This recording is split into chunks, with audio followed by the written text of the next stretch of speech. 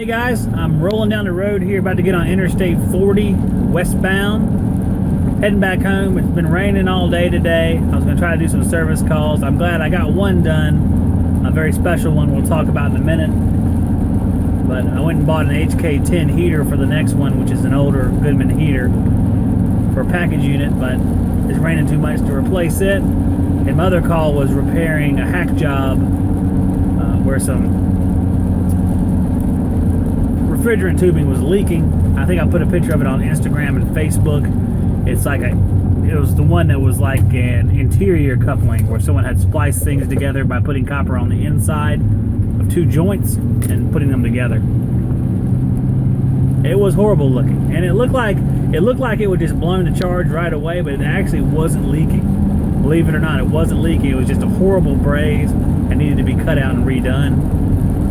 It was actually the liquid line connection to the service valve that was leaking, believe it or not. I'm going to talk about a service call we did this morning now. I had 3 or 4 calls to do today. I'm only going to be able to do one. And because of the rain and the Hurricane Joaquin, which is heading our way, it was initially heading up toward like where Justin Hitting lives, New Jersey, but it seems to keep ticking westward. And right now they have predicted the landfall at the North Carolina-Virginia line. And from experience, I know in the past we get a lot of hurricane routes changing, so it may be all said and done before it's all over, going right up the mouth of Cape Fear like the last few did in 1996, 97, and 99. That would have been Hurricanes Bertha, Fran, Bonnie, and Floyd. All 4 of those hurricanes hit the Cape Fear River mouth, going right across where we live. But I had a service call this morning, which I'm glad I got to do. A very special customer to me had passed away, and his wife had called me, and it's only been a couple days. And we were able to go in there and fix it for free, get it done, get her cooling back so she could grieve and wouldn't have to be so god-awful hot, so horrible inside, because it was 83 yesterday at her house. Which kind of got me thinking about some of the benefits of having a one-man company as opposed to a company with a lot of employees. Employees have to adhere to guidelines set up by the company owner or a manager, service manager, something like that. Someone constructs guidelines that they have to follow, which are good. And I'm going to be honest with you guys.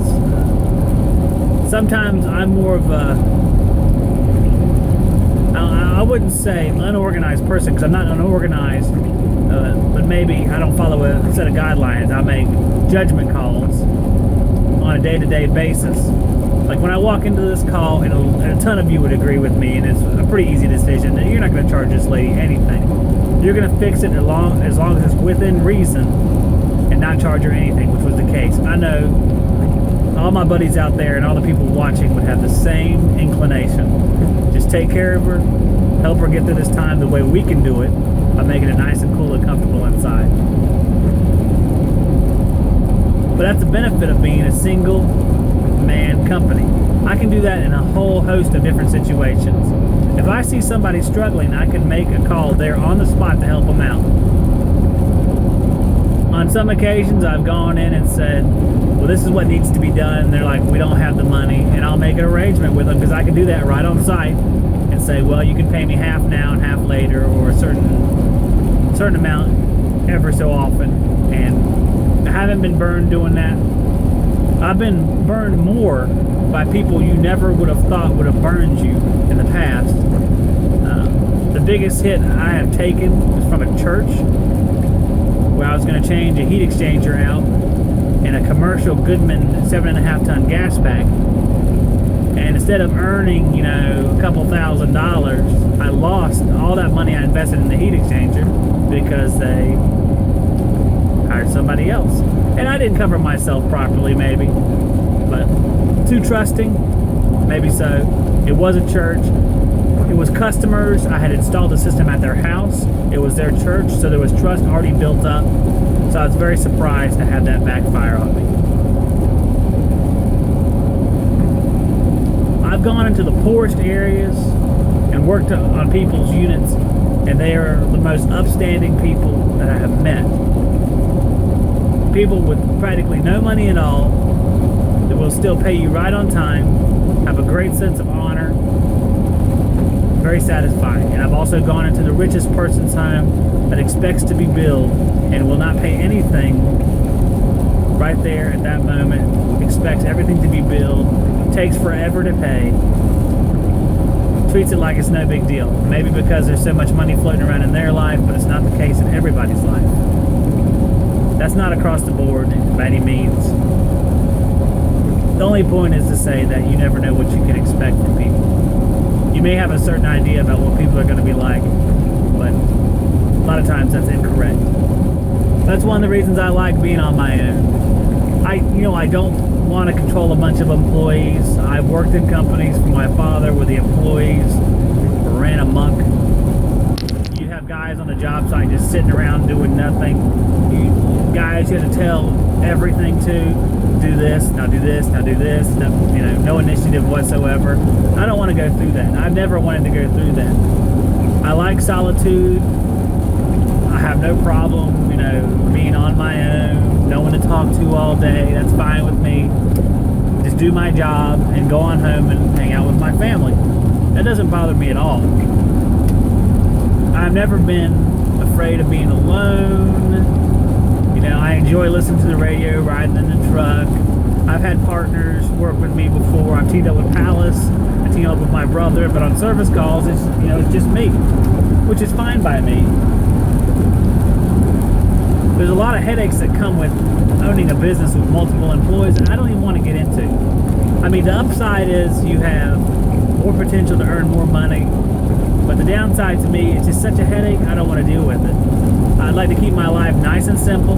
Nice, simple life, earn enough money, take care of my family, be able to come home, take care of my customers, have a personal relationship with them. When they call me, I will, like the lady called me yesterday about her Goodman HK10 heater. It's like, I don't know if you remember me, Zach. And I was like, yeah, sure, I remember you. We changed out a sequencer, we changed out a capacitor, we changed out a run capacitor on the blower motor and a dual run capacitor. Most of the time I can remember everything I've done as far as service, as long as I have a few seconds to think about it. I'll have customers that call me 4 years later and they're like, Zach, you came to my house one time. They're like, yeah, I remember we changed your fan motor. I remember things like that. I remember what the people were like. I remember if they had a dog, It's special things like that that I enjoy. They'll tell me stories about where they grew up. They'll tell me stories about why they're on their own. Their husband passed away, their wife passed away, they used to be in the military, they were overseas. You hear all sorts of stuff from people, and it's really interesting. And I experienced all that myself, and they're able to call me and not have to worry about who's coming. They know it's going to be me. They can pick up right where they left off with the conversation if they want to. And that's how I like it. I enjoy that. I wouldn't change a thing about it, and I have no desire to grow. I have a desire to make as much money as I can in this capacity.